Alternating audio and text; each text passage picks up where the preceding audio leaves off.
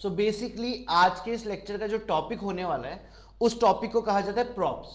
हमारी पूरी react JS में 3 टॉपिक है, 3 से 4 टॉपिक जो बहुत इंपॉर्टेंट है। ठीक है, पहला था कंपोनेंट जो मैंने कल करवाया था। जिन लोगों ने नहीं गो थ्रू किया वो वीडियो गो थ्रू कर लेना, मिल जाएगा आप लोगों को। ठीक है, सेकंड जो इंपॉर्टेंट टॉपिक आता है उसको बोलते हैं प्रॉप। अब ये देखते हैं कि प्रॉप होता क्या है। सो बेसिकली हमारे लिए यहां पे प्रॉप क्या है। प्रॉप की फुल फॉर्म जो है वो है प्रॉपर्टीज। प्रॉप को फुल फॉर्म में क्या बोलते हैं? प्रॉपर्टीज। एक बार डेफिनेशन पढ़ लेते हैं। Props in React are used to pass data from a parent component to a child component. ठीक है, अब एक चीज समझने की कोशिश करना, जावास्क्रिप्ट में एक टॉपिक आपने पढ़ा वेरिएबल। क्या करता था वेरिएबल? एक वेरिएबल बनाते थे, उस वेरिएबल में एक डेटा डाल देते थे, डाल लिया, वो डेटा आप कहीं पे भी यूज कर सकते थे। वैसे ही रिएक्ट जेएस के अंदर एक टॉपिक कहलाता है जिसका नाम है प्रॉप। ये प्रॉप क्या कर सकता है? ये एक जगह से दूसरी जगह डेटा लेके जा सकता है। आपने एक पेज के ऊपर या एक कंपोनेंट के ऊपर एक डेटा डाला, फिर आपने उस डेटा को दूसरे कंपोनेंट पे लेके जाना चाहा, तो एक कंपोनेंट से दूसरे कंपोनेंट पे अगर मेरे को डेटा लेके जाना है तो मैं यूज कर सकता हूं किसका? प्रॉप का। किसका इस्तेमाल कर सकता हूं? प्रॉप का। दूसरी बात, दे आर रीड ओनली, मतलब एक बार एक प्रॉप में जो डेटा डाल दिया, आप आगे जाके उस डेटा को बदल नहीं सकते। ये डिसएडवांटेज है कि प्रॉप में जो डेटा डल गया वो कभी बदलता नहीं है। इसका मतलब वो रीयूजेबल नहीं होगा। तो क्या है प्रॉप? प्रॉप का मतलब प्रॉपर्टीज। ये बिल्कुल वेरिएबल जैसे हैं लेकिन इनका डेटा चेंज नहीं होता। आपने जो डेटा इसमें डाल दिया वो डेटा आप एक जगह से दूसरी जगह लेके जा सकते हो। इजीएस्ट डेफिनेशन थी, आई होप सबको समझ में आई होगी। बहुत आसान सी डेफिनेशन थी। ठीक है, नाउ हम आते हैं आगे और एक बार कोड पे इंप्लीमेंट करने की कोशिश करते हैं। हम एक बार सारे पेजेस बंद कर देते हैं और हमने एक पेज बनाया था फर्स्ट करके। हम 2 फाइलें यूज करते हैं, मैं वापस बताता हूं। आपकी कोड में जो मेन फाइल होती है उसका नाम है app.js। आप जो बनाते हो वो किसी भी नाम से बना सकते हो। कुछ स्टूडेंट जिन्होंने पहली क्लास अटेंड नहीं करी है, प्लीज वो जाके वीडियो गो थ्रू कर लेना या फिर ऑफिस ऑफलाइन आ जाना जिससे आपको समझाया जा सके। ठीक है, अभी के लिए मैं हटा रहा हूं यहां से, सही। और मैं दोबारा एक बार कंपोनेंट बना के दिखा रहा हूं आप लोगों को। कंपोनेंट बनाने के लिए आप सबसे पहले लिखोगे इंपोर्ट रिएक्ट फ्रॉम रिएक्ट। ये लिखने के बाद आप आ जाओगे बिल्कुल नीचे और यहां लिखोगे फंक्शन, और आपने अपने पेज का नाम क्या रखा था वो नाम। फिर आप ब्रैकेट लगाओगे। ब्रैकेट लगाने के बाद आप यहां लिखोगे रिटर्न, और ये ब्रैकेट लगा के इसके अंदर एक डिव बना लोगे इस तरीके से। ये करने के बाद आप यहां जाओगे और लिखोगे एक्सपोर्ट डिफॉल्ट फर्स्ट, इस तरीके से। सही, आपने एक जावास्क्रिप्ट का फंक्शन यहां पे बना लिया है। अब आप जाओगे app.js में और जिस पेज को आपने बनाया उसका नाम यहां पे डाल दोगे। यहां तक का काम सेम है। अब एक बार कोड को समझने की कोशिश करते हैं। यहां पे जो मैंने बनाया है ये एरो फंक्शन है। मैं एक बार एरो फंक्शन से ना करके सिंपल फंक्शन से कर रहा हूं। ठीक है, ये वाला कोड है मेरी फर्स्ट वाली फाइल का और ये वाला कोड है मेरी app.js का। तो मुझे कहा गया कि app.js के अंदर एक डेटा बनाओ। क्या बनाओ? एक डेटा। तो मैं गया और मैंने यहां पे app.js के अंदर फर्स्ट वाला टैग खोला। यहां खोलने के बाद मैंने कोई भी नेम, जो मर्जी हो वेरिएबल ले लो, आपकी मर्जी पड़ेगी वो वेरिएबल आप यहां पे ले सकते हो।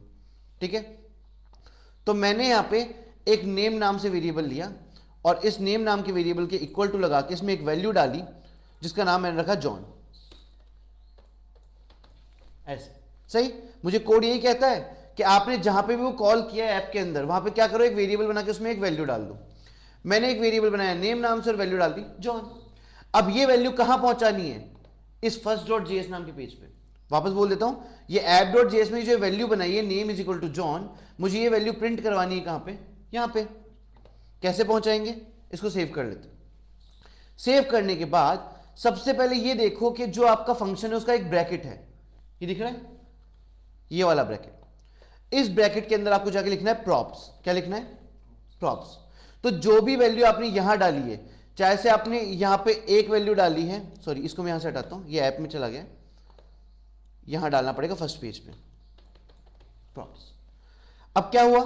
आपने जो भी वैल्यू यहां पे डाली, जैसे आपने नेम बनाया, जो भी आपने बनाया, वो सारी की सारी वैल्यू किसमें चली गई? प्रॉप में। आपको ये वैल्यू प्रिंट करवानी है, तो प्रिंट करवाने के लिए यहां पे एक तरीका है कि आप पहले कर्ली ब्रैकेट लगाओ। क्या लगाओ? मुझे मान लो इस डिव के अंदर एक h1 टैग चाहिए और इसके अंदर वो वैल्यू प्रिंट करवानी है। तो मैंने यहां जाके लिखा एक कर्ली ब्रैकेट लगा दिया। उसके बाद लिखो यहां पे प्रॉप्स। क्या लिखो? क्यों लिखा प्रॉप्स? क्योंकि आपकी ये जो वैल्यू है ये किस में आई है? प्रॉप्स में आई है। और ये बताओ कि प्रॉप्स में से कौन सी वैल्यू प्रिंट करवानी है। मैंने बोला नेम। सेव करो और पेज को जाके चेक करो क्या जॉन आ रहा है। चलो एक और डेटा बनाते हैं। app.js में आए, यहां पे आके बनाया अगला एज, और एज की वैल्यू डाल दी मैंने 34 डाल दी। सेव किया। ये डेटा कहां पे आ गया होगा? प्रॉप्स में। मैं यहां पे गया, यहां पे जाके मैंने एक और h1 टैग लगा दिया और यहां पे कर्ली ब्रैकेट लगा के मैंने प्रिंट करवाया props.age। क्या एज आ रही है? इस तरीके से आप एक फाइल के अंदर कोई भी डेटा बना लो इस तरीके से, और डेटा बना के आप किसी भी पेज में उस डेटा को पास कर सकते हो। इस तरह के डेटा फ्लो को हम बोलते हैं प्रॉप्स या प्रॉपर्टीज। सही। ये तो हमने काम किया किसमें? फंक्शन कंपोनेंट में। किसमें? फंक्शन कंपोनेंट में। अब आते हैं और हम बनाते हैं अगला हमारा क्लास कंपोनेंट। तो मैं हटाता हूं यहां से, यहां वापस जाके लगाता हूं मैं import react from react. Class component बनाने के लिए कल तरीका बताया था। पहले जाके लिखोगे क्लास नाम, जो भी फाइल का नाम रखा है, उसके बाद लगाओगे एक्सटेंड्स। एक्सटेंड्स और एक्सटेंड्स के आगे आपको लिखना है कंपोनेंट। लगा लिया। उसके बाद आपको लगाना है ब्रैकेट, फिर आपको लिखना है रेंडर। रेंडर की जगह आके यह ब्रैकेट लगाना है और यहां डालना है रिटर्न। इस तरीके से। सही। अभी आपको एरर क्यों दे रहा है वो एरर भी देख लेते हैं हम लोग। हम आते हैं हमारे क्लास कंपोनेंट में और देखो रेंडर क्या है, ये वाला ब्रैकेट भी लगेगा क्योंकि रेंडर एक फंक्शन होता है। तो हम जाते हैं एक बार रिटर्न यहां से हटा देते हैं और ये ब्रैकेट ऐसा और यहां पे कर्ली ब्रैकेट, इसमें जाके हमने रिटर्न डाल दिया। इसमें जाके हमने बना लिया एक डिव। इस डिव में हम कुछ प्रिंट करवा देंगे तो मैंने लगा दिया यहाँ पे h1। सही। अब मैं जाके इसको सेव कर लेता हूं पहले, फिर app.js में जाता हूं और यहां पे लगाता हूं इस फाइल का नाम, जो कि नाम था मेरा सेकंड, और ये इंपोर्ट करवा देते हैं पहले सीधे यहां से। ये हटा देते हैं, यहाँ पे सेक करके डाल देते हैं और इसको यहाँ पे एंड कर देते हैं। यहाँ पे एक छोटी सी एरर हो रह गई, हम इसको एक्सपोर्ट करना भूल गए। इसको एक्सपोर्ट करते हैं, यहाँ पे एक्सपोर्ट डिफॉल्ट सेकंड। यहाँ आए, इसको सेव करते हैं। अब यहाँ पे आके सही, अब यहाँ पे आके क्या करना है हमको, इसको एक बार सेट कर लेते हैं। हाँ, यहाँ पे आके हमको एक वेरिएबल बनाना है।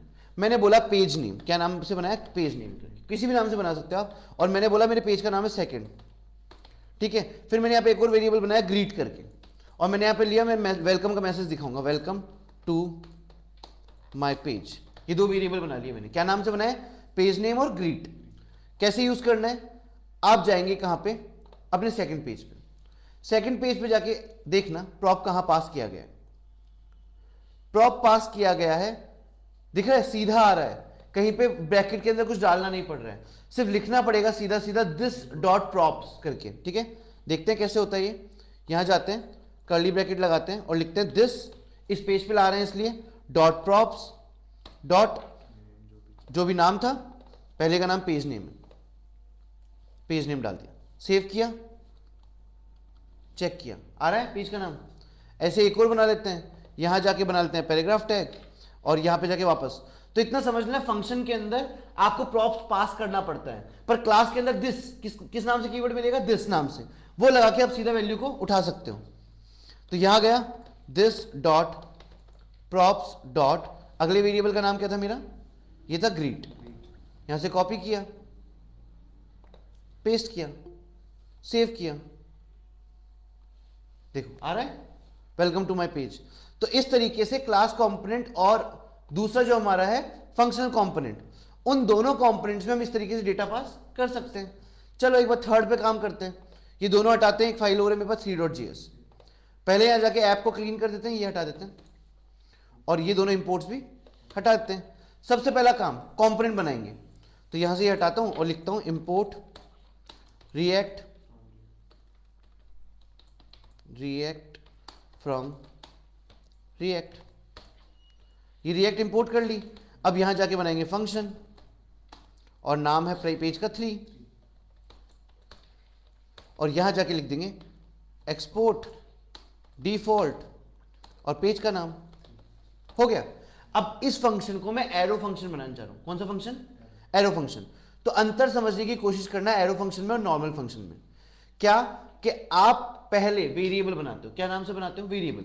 तो अगर मान लो आपका ही फंक्शन का नाम है, तो सबसे पहले एरो फंक्शन बनाने के लिए देखो हम इस फंक्शन को एरो में कन्वर्ट कर रहे हैं। कैसे करेंगे? आप सबसे पहले यहां जाके लिखोगे कॉन्स्ट और फिर लिखोगे 3, लिख दिया। फिर आप लगाओगे इक्वल टू और लगाओगे ब्रैकेट और उसके बाद लगाओगे एरो। ये फॉर्मेट है। क्या? कॉन्स्ट, फंक्शन का नाम, इक्वल टू, ब्रैकेट और एरो, और उसके बाद ले दो आप ये कर्ली ब्रैकेट। अब आपको इसकी जरूरत नहीं।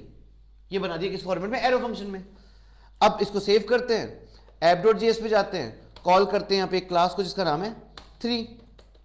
अब इसमें जाके कुछ भी डेटा दे देते हैं, जैसे मैंने यहां पे दे दिया नेम जॉन। यहां जाके मैंने दूसरा पैरामीटर दे दिया, मान लेते सिटी कोटा करके दे देते हैं। ये दोनों वेरिएबल मेरे को वहां प्रिंट करवाने हैं 3.js में। कैसे करेंगे? यहां पे आते हैं, यहां पे आए और सबसे पहले इस ब्रैकेट में क्या डालेंगे? प्रॉप्स। अब आएंगे यहां पे और लगाएंगे रिटर्न ब्रैकेट और इसके अंदर एक डिव। इस डिव के अंदर जाके जो टैग आपको लगाना है वो टैग लगा लो। सिर्फ कर्ली ब्रैकेट लगाना और लिखना प्रॉप्स डॉट वेरिएबल का नाम जो था नेम और अगले वेरिएबल का नाम सिटी। सेव किया, चेक किया। वापस से रिकॉल कर देता हूं पूरा एक बार। प्रॉप्स हैं क्या? प्रॉप्स की फुल फॉर्म प्रॉपर्टीज है। ये एक तरह का वेरिएबल है जो एक पेज से डेटा को दूसरे पेज पे लेके जाता है।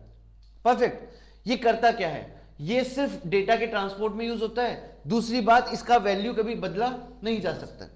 ठीक है। अब एक बार कोड वाइज समझ लेते हैं चीजों को। तो हमने क्या किया, एक पेज बनाया 3.js नाम से। मैं इसका कोड यहां से कॉपी करूंगा और डाल दूंगा यहां पे। तो मैं यहां से ये कोड हटा के ये डाल दिया। दिख रहा है?